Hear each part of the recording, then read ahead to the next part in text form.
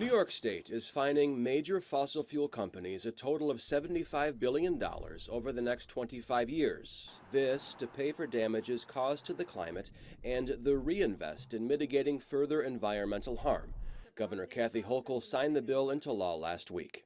They certainly have a lot of costs going forward to adapt to climate change. Environmental lawyer Alan Knopf says New York is pointing the blame for climate change on carbon dioxide emissions, therefore holding oil companies liable.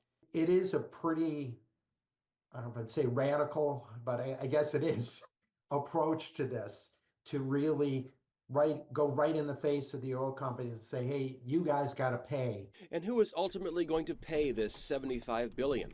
Ethan Wade with Brighton Security says that'll be us, the consumer. It's another example of New York State making it more difficult for businesses to operate here within the state.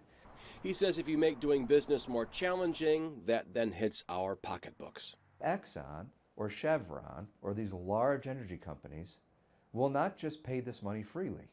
They will not say, well, we'll accept less profit and we'll give New York State some money to put in their coffers. They will not.